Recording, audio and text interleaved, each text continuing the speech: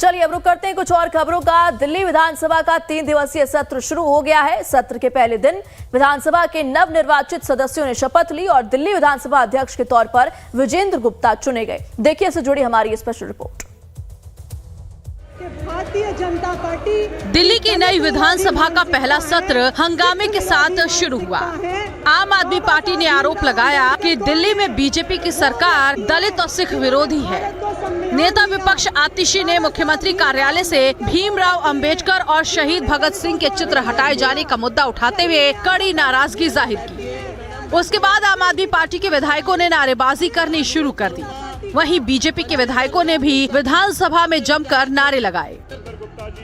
और आप देख सकते हैं कि ये वही सीएम कार्यालय है और इस सीएम कार्यालय से बाबा साहब भीमराव अंबेडकर की तस्वीर हटा दी गई है, शहीद आजम भगत सिंह की तस्वीर हटा दी गई है और ये दिखाता है कि भारतीय जनता पार्टी एक दलित विरोधी पार्टी है। भारतीय जनता पार्टी ने दलितों का अपमान करते हुए, सिख समुदाय का अपमान करते हुए बाबा साहब की और शहीद आजम भगत सिंह की फोटो सीएम कार्यालय से हटा दी।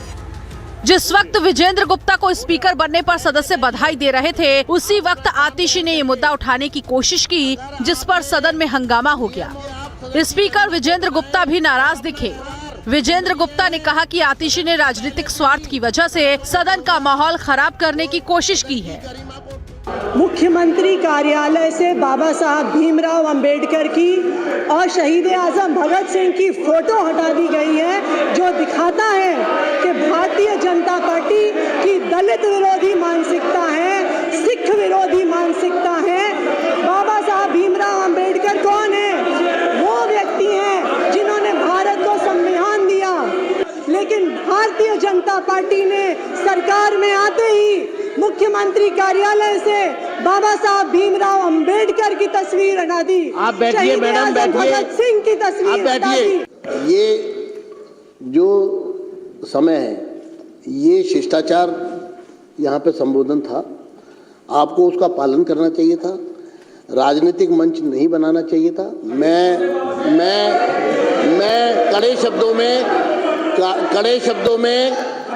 कड़े शब्दों में आतिशी जी के व्यवहार की निंदा करता हूं कि उन्होंने सौहार्दपूर्ण वातावरण में चल रहे इस सदन को बिना कारण के डिस्टर्ब करने की कोशिश की। मुद्दा उठाने के लिए आपको पूरा समय मिलेगा। अरविंद केजरीवाल ने भी इस मुद्दे को गरमाने की कोशिश की। केजरीवाल ने एक्स पर लिखा, दिल्ली की नई बीजेपी सरकार ने बाबा साहेब की फोटो हटाकर प्रधानमंत्री नरेंद्र मोदी जी की फोटो लगा दी। ये सही नहीं है। इससे बाबा साहेब के करोड़ों अनुयायियों को ठेस पहुंची है। मेरी बीजेपी से प्रार्थना है, आप प्रधानमंत्री जी की फोटो लगा लीजिए, लेकिन बाबा साहेब की फोटो तो मत हटाइए, उनकी फोटो लगी रहने दीजिए।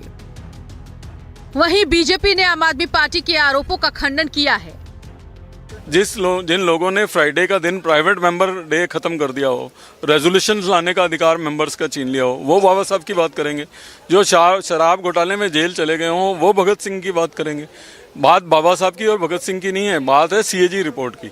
सीएजी रिपोर्ट पे लोगों का ध्यान ना जाए, इनका भ्रष्टाचार उजागर ना हो, सारा का सारा ध्यान उस चीज़ पे है। लेकिन ये जितनी मर्जी कोशिश कर लें, जितने मर्जी गिमिक्स कर लें, सीएजी रिपोर्ट लोगों तक आएगी। पाई का हिसाब दिल्ली के लोग इनसे भ्रष्टाचार का लेंगे। इससे पहले दिल्ली की 8वीं विधानसभा का पहला सत्र नवनिर्वाचित सदस्यों के शपथ ग्रहण के साथ शुरू हुआ। प्रोटेम स्पीकर अरविंदर सिंह लवली ने सबसे पहले मुख्यमंत्री रेखा गुप्ता को शपथ दिलवाई। इसके बाद दूसरे विधायकों को भी शपथ दिलवाई गई। वहीं सीएम रेखा गुप्ता के प्रस्ताव पर विजेंद्र गुप्ता दिल्ली विधानसभा के स्पीकर चुने गए।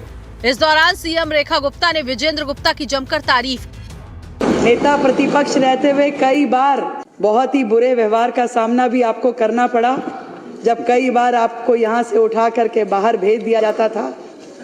परंतु आपकी अध्यक्षता में चल रही सदन में किसी भी माननीय सदस्य के साथ ऐसी स्थिति ना आए।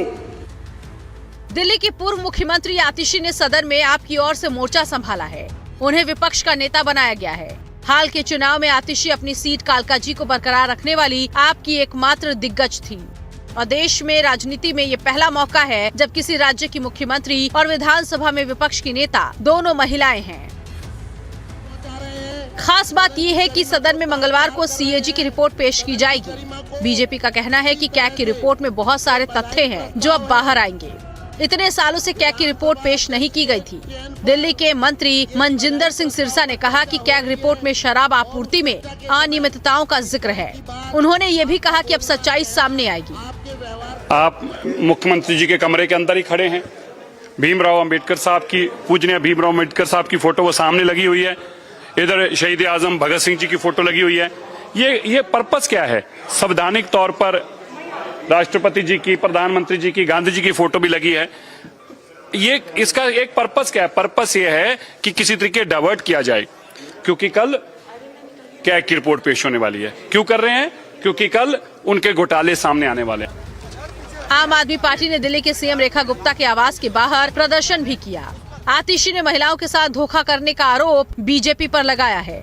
आतिशी ने कहा, प्रधानमंत्री नरेंद्र मोदी और बीजेपी ने दिल्ली की जनता से वादा किया था कि पहली कैबिनेट बैठक में हर महिला को 2500 रुपए प्रतिमाह देने की योजना पारित की जाएगी, लेकिन ऐसा अभी तक नहीं हुआ।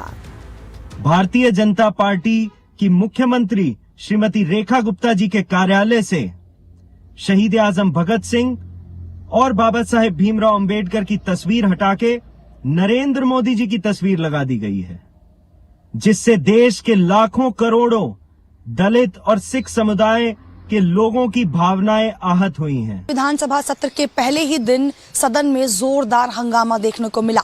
हंगामे की वजह थी मुख्यमंत्री ऑफिस से डॉक्टर भीमराव अंबेडकर और भगत सिंह की तस्वीर को हटाना। इस मामले को लेकर विपक्ष पूरी तरीके से पक्ष पर हमलावर नजर आया, जिसके बाद हंगामा बढ़ता देख विजेंद्र गुप्ता ने कार्रवाई को कल सुबह तक के लिए स्थगित कर दिया है। कैमरा पर्सन भरत के साथ शालिनी झा, लाइव टाइम्स, दिल्ली।